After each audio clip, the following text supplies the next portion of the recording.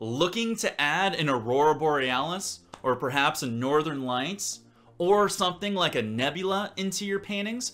In this video right here, I'm going to show you how to achieve that every single time with just a few simple tricks coming at you right now.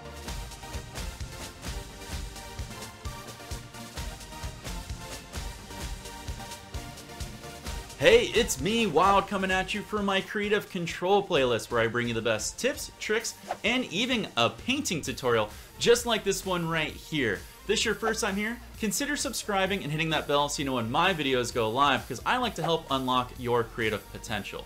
If you're into the wet-on-wet painting styles, one of the biggest questions I always get asked, and it's actually coming from a viewer request, is how do you do like a northern lights or a nebula or any kind of color splash into the sky? And it's one of the best paintings that you can do because you know what? It's actually very easy to do, and there's a lot of different color combinations that really make it pop. So in this video, I'm gonna show you how to make something like a nebula or northern lights pop right off your canvas. Let's go over to our canvas really quick. So this style of painting works really well on a black canvas. I already went ahead and gessoed my canvas. If you're not sure how to do that, I'll put a link in the top right there for you. Go ahead and click on that so you can get caught up to speed. And then once it's had a moment to dry, make sure you apply either your liquid clear or linseed oil. If you're not sure how to do that, I will also put a link in the top right corner for you. The colors are very important. The colors we're going to use today in this painting are titanium white, cadmium yellow, a permanent red rose, and deoxidized purple. These are beautiful colors when they all work and blend together. All right, hold up. We need to talk about something super important really quick, and that's colors. Whenever you're gonna do northern lights or a nebula or a color explosion, you need to consider one important factor, and that's what's gonna be your main dominant color for your color blast that you're gonna have up there. For example, let's say we're gonna use purple as our most dominating color.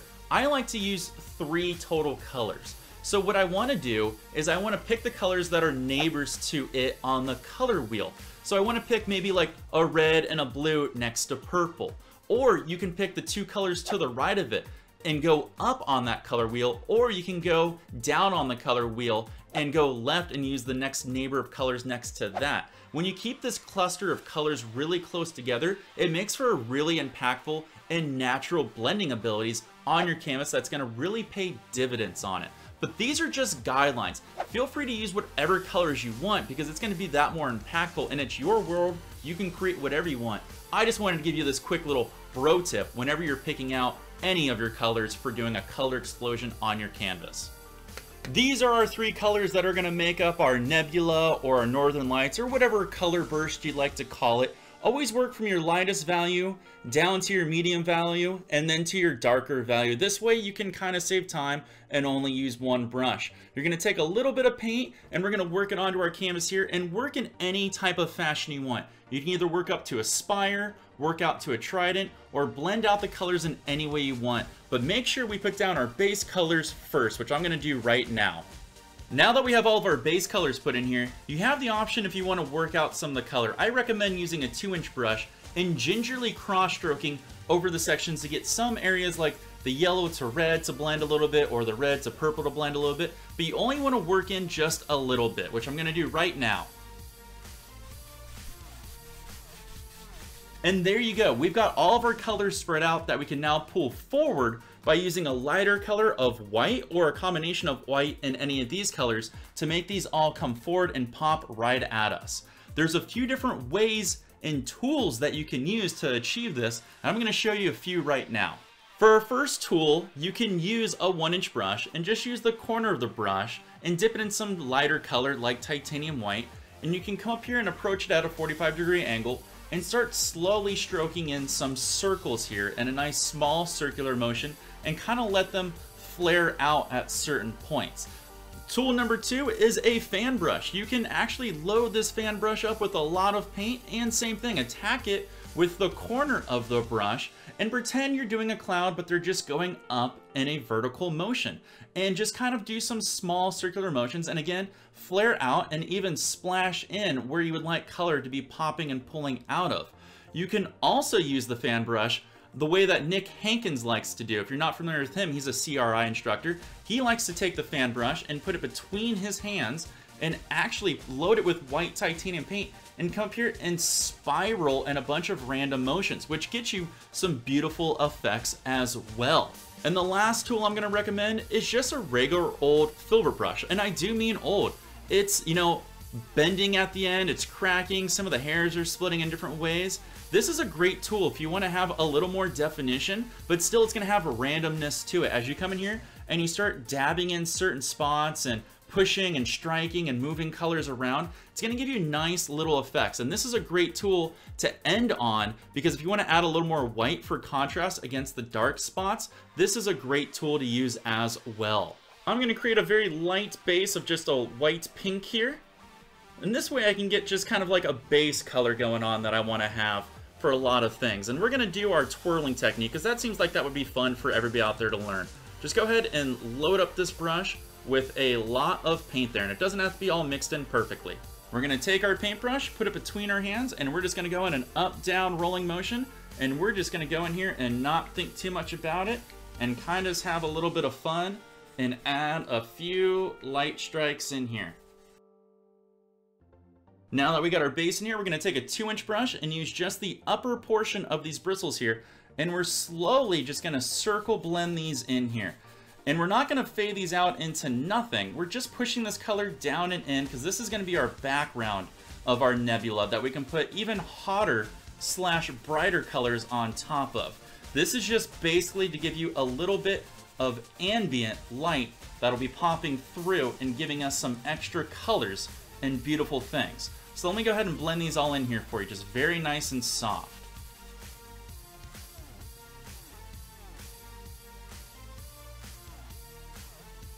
Now from here, you have the option to pull your colors up if you want to. Like in my mind, this is kind of like a spire going up to the sky. So I can very lightly kind of all pull these little highlights and ambient light towards the center of my spire here, just to create a nice little effect. You know, have fun with this painting. It's completely up to you on what you want to do with it. I'm just giving you some directions and some insights to make you look at painting differently. So have fun with this, you know? So now we're going to take some titanium white. You want this to be nice and bright. I'm using Winsor Newton paint, which is a very firm paint. So what I did to this paint is I actually added 1 baby drop of linseed oil, just so it'll flow and be a little more fatty of a paint to stick on top of our firm paint there. And I'm really going to load this brush up. Now be careful here. We're going to take this brush and it's going to get contaminated real easily. So make sure you have a paper towel nearby to work off any of the excess contamination, because we don't want that to happen. That's going to be a very bad time for us. And I'm going to show you a different technique. I'm just basically going to use the corner of my brush here and add a little bit of highlight spots in here. Just a few that kick up. And once I get too much contamination on there, I'm gonna work it out on a paper towel.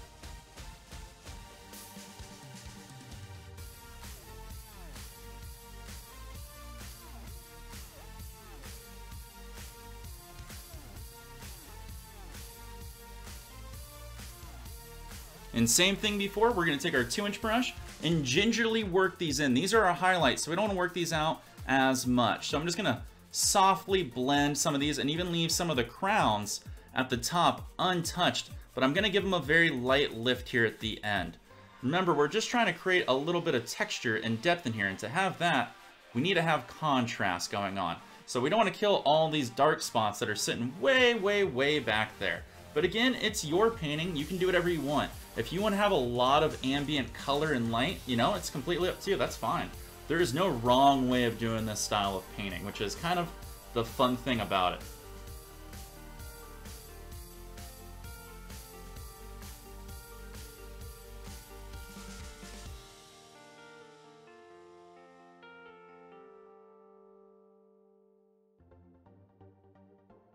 And from here, we can pull our colors up if we want.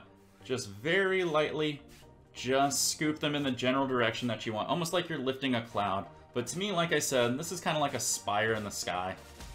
Just go in the general direction that you want everything to flow. And like I said before, if you want to add any details, basically you want to use the filbert to add extreme highlights. Just come on here and just dab them in certain spots. And this is going to create a little more white. This will be pretty hard for you guys to see on this camera, but I will show you an end result in a picture here. Once you have all your color where you like it, just blend out any spots where there's any kind of like splashes, a spot you didn't like. This will just blend into the back for ambient light that you can have. Some of these blobs will get to spots that you don't like them, but it's completely up to you. Sometimes they look really nice, so, you know, have some fun with it.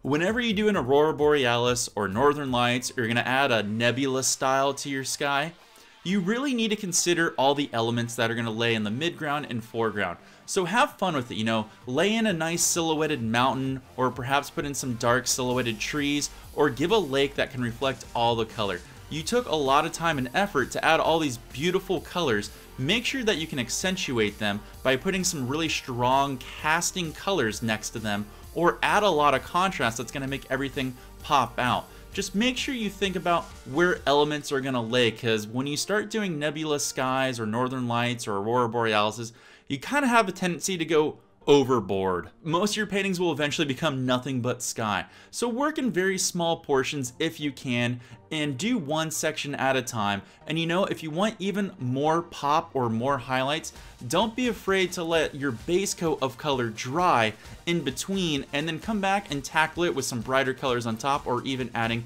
more white highlight on top of that. And boom, see how easy it is to do a Northern Lights or a nebula or any kind of color blast that you want to add into your sky. Now this was just a really bare bones run through.